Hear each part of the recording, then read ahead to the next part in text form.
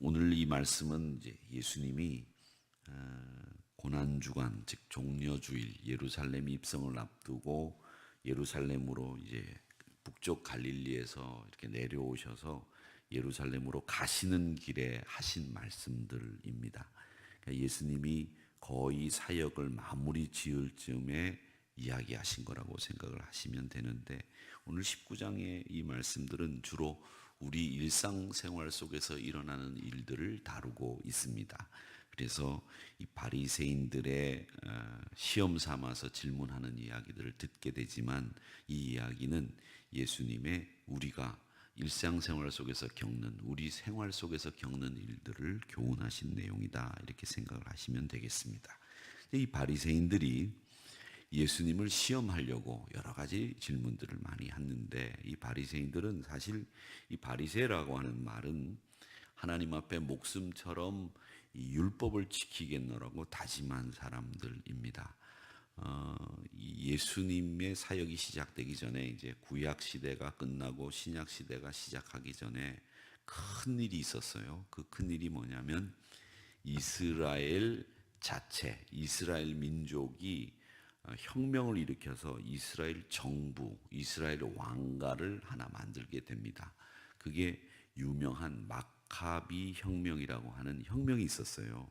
그 혁명이 어떤 혁명이었느냐면 그 로마 군인들이나 로마 그리스 사람들의 문화에 저항해서 우리 이스라엘 정체성과 공동체의 본래 목적을 지키겠다라고 하는 의도를 가지고 지켜낸 혁명이에요. 그걸 마카비 혁명이라고 하는데, 그때 만들어진 왕조가 이스라엘 순수 마카비 왕조에 의해서 세워진 하스몬 왕조라고 하는 왕조가 있었습니다.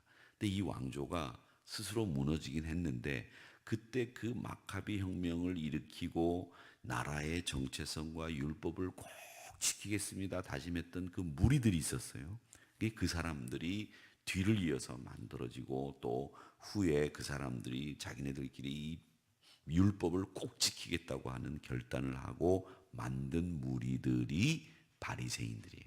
그러니까 이 바리새인들의 이 출처가 어디냐 이렇게 이야기했을 때, 이 구약 성경과 신약 성경의 중간에 한 400년 정도 공백이 있는데, 그때 일어났던 그런 역사를 알아야 이 바리새인들을 알 수 있습니다. 그러니까 이 바리새인들은 율법을 목숨처럼 지키겠다고 결단한 사람들이 바리새인들이에요. 그러니까 율법에서 조금만 어긋난 일이 생기면 그걸 집중적으로 공격하고 그걸 못하게 하고 이런 사람들이란 말이에요. 근데 그게 자기의 의라고 생각을 했다는 거죠.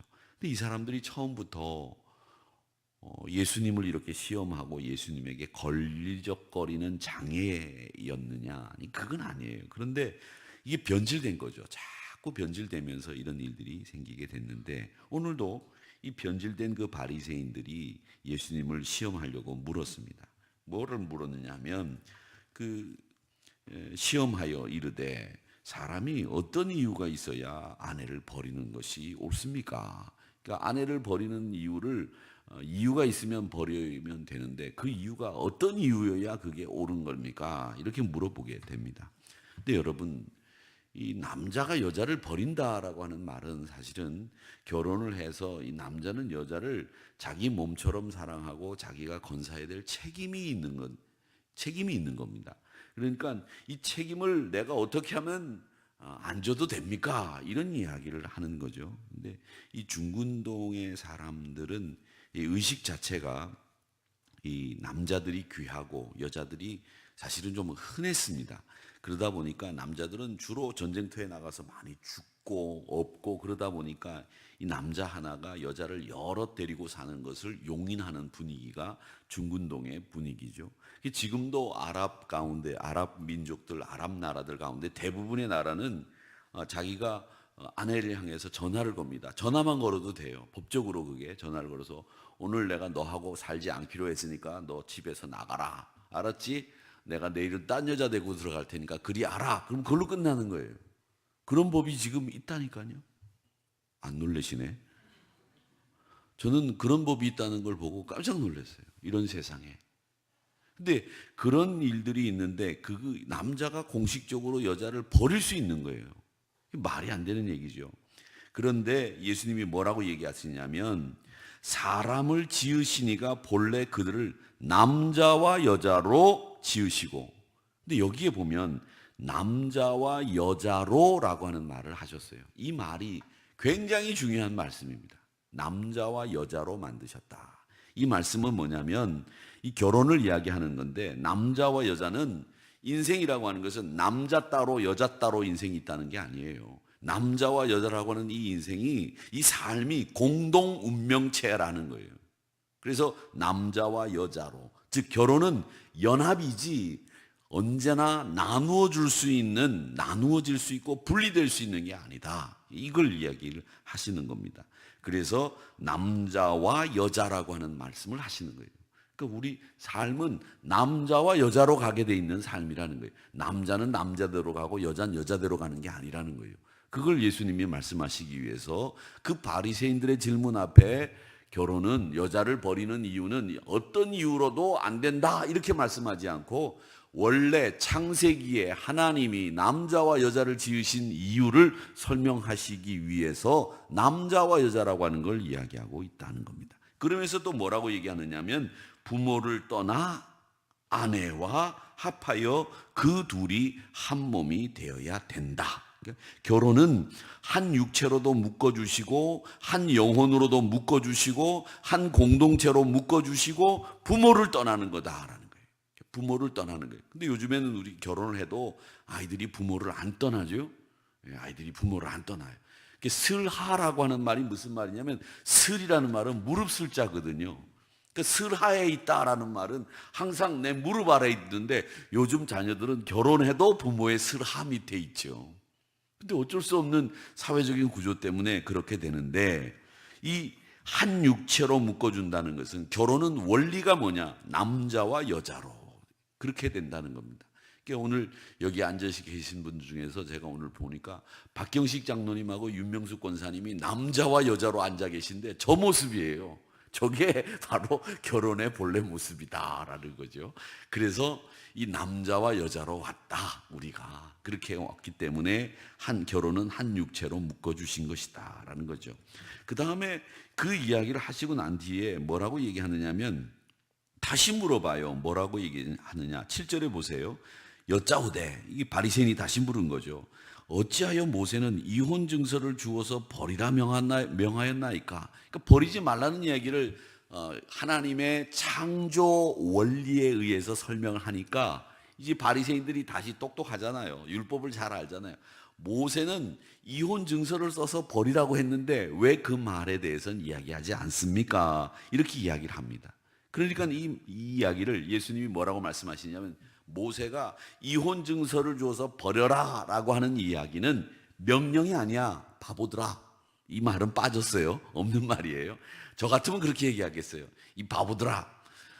예수님이 말씀하실 때 모세가 이혼 증서를 써서 버리라고 하는 게 아니야. 그건 뭐냐면 이혼을 해도 되고 안 해도 되고 하는 이런 명령이 아니라, 다시 너희들에게 다시 이야기하니, 너희들이 그 완악함 때문에 여자를 버릴 거야. 완악함 때문에. 그건 너희들에게 주신 명령이 아니야. 너희들이 완악한 것 때문에 지금까지 버렸지. 그러니까 모세가 그 완악함이라도 용서해 주시려고 하는 마음으로 허락을 한 거다, 이 얘기를 하시는 겁니다. 여러분, 그러니까 모세가 이혼 증서를 써준 건 명령이 아니라는 거예요. 허락이라는 거예요. 근데 그 허락이 어디서부터 시작됐느냐? 인간의 그 완악함 때문에 어쩔 수 없이 허락하신 것이다, 이걸 이야기하고 있는 겁니다. 여러분, 우리 사람이 결혼하는 결혼 생활에서도 이 완악함이 드러나고 우리 범사에 다 이 완악함이 있는 것을 이야기하시는 겁니다. 그래서 허울 좋은, 명분 좋은 결혼의 신성함을 깨트리는 너희들의 잘못된 제도, 그것을 예수님은 신랄하게 비판하고 계시는 겁니다. 그래서 너희들은 그 완악함을 버려야 된다고 하는 이야기를 하시고 있는 거예요. 우리 사람들이 이렇게 결혼조차도 완악함으로 대하는 모습들을 보면서 이게 다 누구 때문이냐? 너희들의 욕심 때문이다, 이 이야기를 하시고 있는 거예요. 그러니까 이 예수님의 말씀들 가운데 우리가 배워야 될 것은 이 사람들이 살아가는 생활 속에서 너무나 여기저기에서 완악함들이 보이는 거예요. 막 완고한 거. 이게 내 가치입니다. 이게 내 신념입니다. 신념은 무슨 신념? 그건 신념이 아니에요. 완악함이지. 이게 내 가치입니다. 그게 무슨 가치예요? 자기의 고집일 뿐이죠. 그런 것을 고집 가지고 자기의 완악함을 가지고 신념이라고 이야기하고 그걸 자기의 가치라고 이야기하는 세상 속에 살고 있다니까요. 우리가 지금 여러분 잘 생각하셔야 됩니다. 신념이라고 하는 것과 여러분의 완악함, 여러분의 고집이라고 하는 것과 여러분의 가치라고 하는 것과 여러분의 독선이 지금 잘 맞물려서 돌아가고 있다고 하면 그걸 분별하셔야 돼요. 완악함하는 거, 완악함이라고 하는 거하고 신념과 가치는 다른 거예요. 우리의 고집, 독선과 다른 거예요. 그런데 그 독선을 갖다가 자꾸 내 가치라고 하고 신념이라고 이야기하는 세상 속에 살고 있다는 거예요. 그러다 보니까 세상이 자꾸 어그러지는 거예요. 여러분, 예수님이 왜 우리에게 이런저런 얘기를 하시면서 말씀하실 때마다 너희들에게 이런 이야기를 한다. 귀 있는 자는 들어라. 이렇게 말씀하셨습니까? 우리 사람들이 듣지 않고 자기 고집대로 사는 데는 익숙하기 때문에 그래요. 저도 그렇고 여러분도 그렇고 다 그래요. 그래서 이런 말씀을 볼 때마다 항상 생각하셔야 됩니다. 내가 말한 것들 중에서, 내가 행동한 것들 중에서 이게 얼마만큼 내 생각으로 고집으로 뭉쳐진 결과물이냐, 이런 걸 한번 보셔야 된다. 얼마나 그런 것들이 많으냐. 그 제자들은 또 바보 같은 소리를 해요. 그 뭐라고 얘기를 하느냐면, 보세요, 재밌어요. 그런 다음에 이 얘기를 다 끝낼 쯤 되니까 10절에 가서 이렇게 얘기합니다. 제자들이 이르되 만일 사람이 아내에게 이같이 할진대 장가들지 않는 것이 좋겠습니다. 아이고, 여자를 버리는 것도 힘들고 그 허락한데 완악함도 있고, 아이고, 이거 이혼증서 쓰는 것도 아니고 이런 걸 보는 거야. 보니까 차라리 그냥 아이고 머리 아파, 아이고 귀찮아, 혼자 사는 게 좋겠습니다, 이 얘기를 한 거예요. 여러분, 제가 제일 간단한 방법이 있다고 말씀드렸죠. 무슨 일이 생기면 그거 안 하면 제일 쉬워요. 그게 해결 방법 중에 제일 쉬운 방법이에요. 근데 사람들이 그 방법을 제일 많이 또 사용해요. 아유 귀찮아 그거, 아이고 때려치워, 아이고 그만둬. 그런데 그 방법이 제일 나쁜 방법이에요.